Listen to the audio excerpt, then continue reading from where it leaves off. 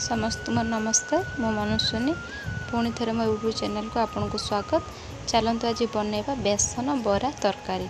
ताप आम मसला प्रस्तुति करनबा से मुझे कटा पियाज ए नहीं 3 ରୁ 4टी कंचा लंका आ किछि रसुण अदा खंडे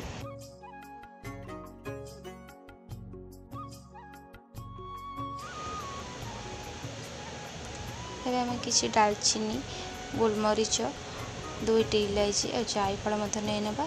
तापर गोटा जीरा किछि नवा और किछि गोटा धनिया नवा। देखो तो गोटा जीरा नहीं गोटा धनिया किछि नौची। आबर किछि अल्प किछि जुआणी एथिरे दबा किछि सोरिष देखो मैं ऐड करुछि। सोरिष पर जुआणी देखो मैं नहीं जुआणी नहीं सारा पर आम हलदी किछि गोटे चामच दबा अल्प किछि पानी देकी मिक्सचर जार मसला भल भाव मिक्स करवा।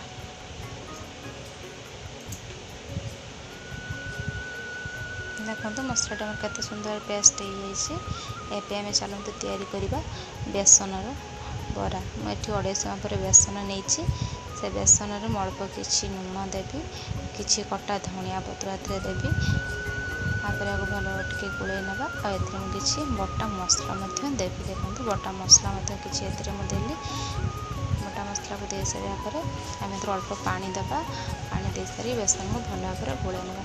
बेसन घोलटी बेसी पतला नबानी कि बेसी घोल नबानी मीडियम रहिबो। देखो अल्प अल्प पानी देके बेसन टी भल भाव गुणई नौची। आपड़ देखिपे बेटर टी केते सुंदर होईची। एई भलिया बेटर टी आपड़ रखिबे।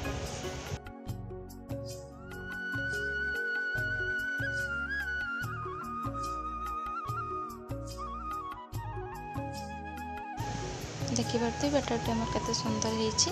पैन गरम करना। देखो पैन गरम हो सारा पर मुझे किसी तेल दूसरी तेल को हल्का गरम पर छाड़ी तापर आम से बेटर को दबा।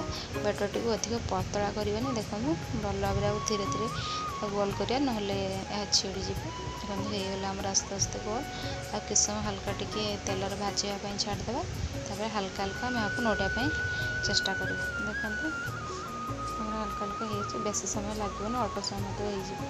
देखो हल्का हल्का आपको नोटे नौची।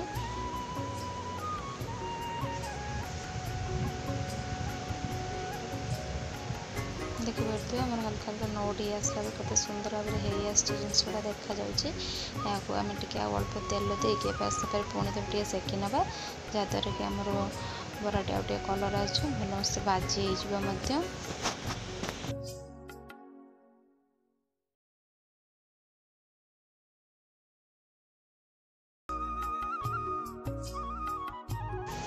बाकी जो बेटर अच्छे से बेटर को ये आम भाजी ना। देखो मुझे एपर सेपर भल भाव तेल लगे नौ जहाँद्वारा कि आमर बराटी भल भाव भाजी आसो भल मत लगे। एवं आम प्रस्तुत हो बाकी तक बेटर बनई ना। देखो बाकी तक बेटर सब गुड़ा भाजी नहीं ठंडा किस समय छाड़देवा। यापर आम प्रस्तुत करने मसला ये मुझे कड़ाई किसी अल्प तेल नहीं तेल को टी हल्का गरम हाँपाई छाड़ा। गरम हो सारा पर से देखो जहाँद्वारा कि आम तरकार कलर भल आसो। यापर आम बाटिक रखि मसला को सब देदेबा आ भल भाव टे गोल ना। देखो भल भाव गोल ना द्वारा मसला भल भाव फुटे आसो किस समय छाड़ा जहाँद्वारा कि तार कंचा अंश टी चलज। देखो भल भाव घाटी नौचे।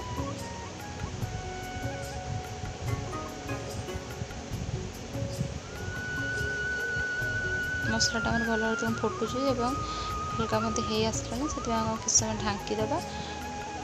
ढांकी सारा देखो काढ़ी देखुची तेल भल भाव छाड़ी मसलाटर। एवं आम मसलाटर अल्प किसी समय आउ टे घाटा तापर आम काटी रखा टमाटो को दबा। देखो टमाटो मत छाड़ी सारी अल्प किसी लुण दबा तापर भल भाव पुणी टे घाटी ना जहाँद्वारा कि लुण द्वारा बिलाती भल भाव सीझी आसो। देखो भल भाव गोल नौची आ किस समय पुणी टे ढांकी देवा जहाँद्वारा बिलाती भल भाव सीझी हो।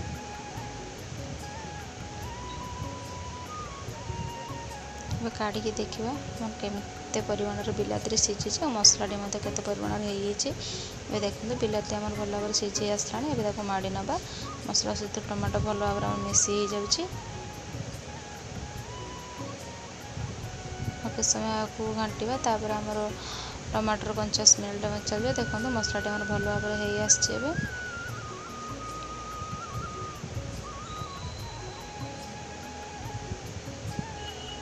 ଏଥିରେ ମୁଁ ଏବେ ପାଣି ଆଡ଼୍ କରିଦେଉଛି ଆଉ କିଛି ସମୟ ଫୁଟିବା ପାଇଁ ଛାଡ଼ିଦେବା। ଦେଖନ୍ତୁ ଭଲ ଟାଙ୍ଗି ନେଉଛି। ତାପରେ ଆମେ ବନେଇକି ରଖିଥିବା ବରା ତାକୁ ଭଲ ଭାବରେ ଆମେ ଛୋଟ ଛୋଟ ପିସ୍ କରି କାଟି ନେବା। ଦେଖନ୍ତୁ ମୁଁ ଆକୁ ଭଲ ଭାବରେ ଛୋଟ ଛୋଟ ପିସ୍ କରି କାଟି ନେଉଛି।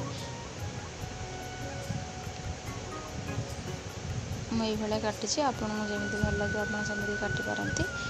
ଦେଖନ୍ତୁ ଏବେ ଆମେ ଫୁଟୁଥିବା ତରକାରୀ ତାକୁ ଗୋଟେ କରି ଛାଡ଼ିଦେବା। ଦେଖନ୍ତୁ ମୁଁ ଏବେ ଗୋଟେ କରି ଦେଇଦେଉଛି, ଯାହାଦ୍ୱାରା କି ମସଲା ସହିତ ବରାଟି ଭଲ ଭାବରେ ମିଶିପାରିବ, ତରକାରୀଟା ମଧ୍ୟ ସ୍ୱାଦ ଲାଗିବ।